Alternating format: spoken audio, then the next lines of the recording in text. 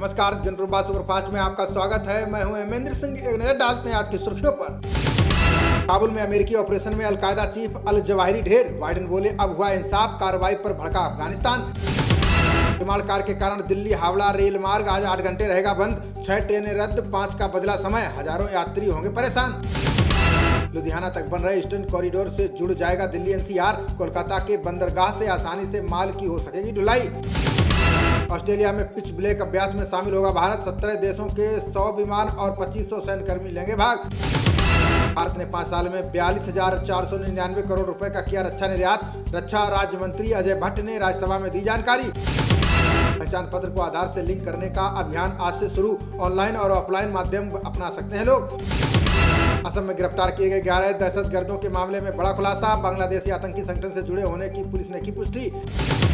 बंगाल शिक्षक घोटाले की जांच में सहयोग नहीं कर रहे पार्थ चटर्जी। ईडी का दावा, मंत्री ने ज्यादातर सवालों का नहीं दिया जवाब। पश्चिम बंगाल में खुल सकता है एक और बड़ा घोटाला। सीआईडी ने भाजपा विधायक की बेटी से की पूछताछ।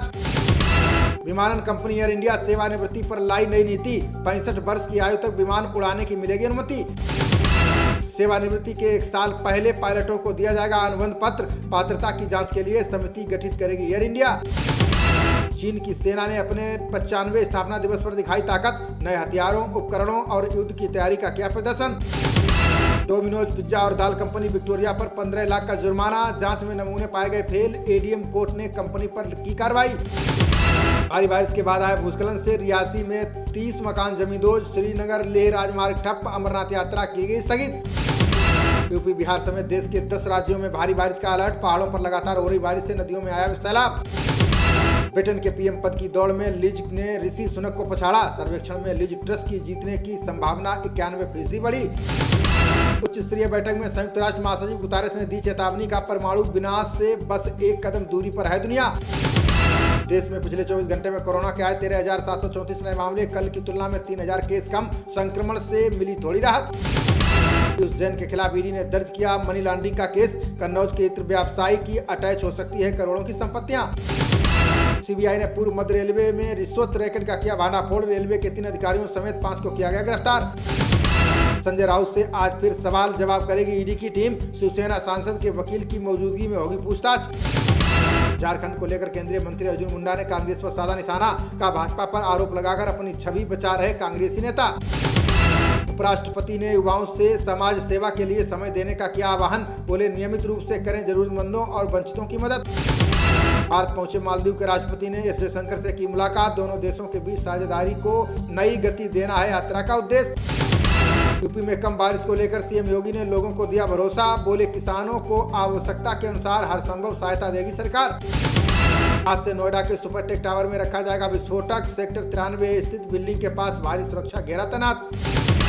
राजस्व बढ़ाने में नाकाम रही दिल्ली सरकार की नई आबकारी नीति। उपराज्यपाल को भेजे गए कैबिनेट नोट से हुआ खुलासा।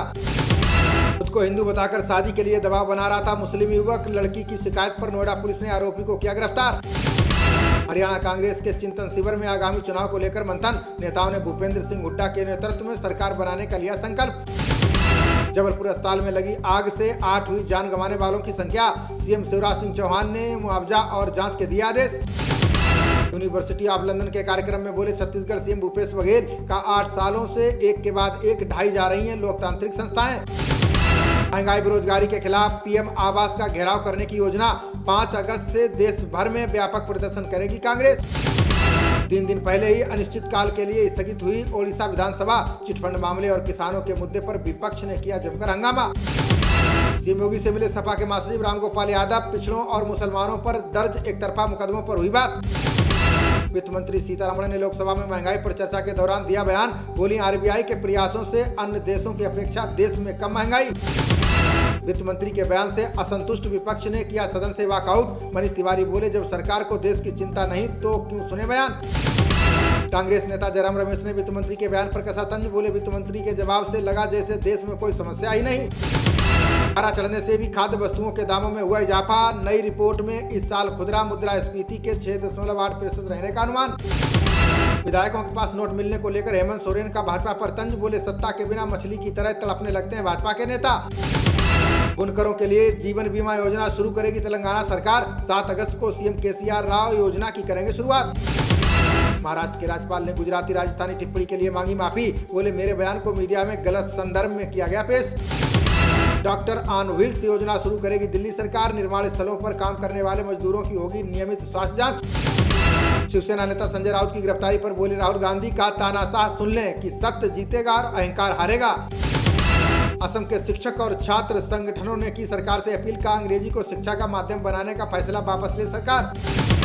कानपुर में स्कूल की प्रार्थना में कलमा पढ़ाए जाने को लेकर विवाद। प्रशासन की सख्ती के बाद अब केवल गाया जाएगा राष्ट्रगान। दूसरा T20 में वेस्ट इंडीज ने भारत को 5 विकेट से हराया। ओवेड मैकॉय ने 6 विकेट लेकर बनाए कई रिकॉर्ड। टॉस हारकर बल्लेबाजी करते हुए भारतीय टीम 138 रन पर सिमटी। जवाब में वेस्ट इंडीज ने 20वें ओवर में हासिल किया लक्ष्य। राष्ट्रमंडल खेलों में बैडमिंटन और टेबल टेनिस में भी पदक पक्का। चौथे दिन सुशीला ने रजत और विजय हरिजिंदर ने जीता कांस्य। पीएम मोदी ने कांस्य पदक जीतने पर हरजिंदर कौर को दी बधाई। बोले हमारे भारोत्तोलकों ने राष्ट्रमंडल खेलों में किया असाधारण प्रदर्शन।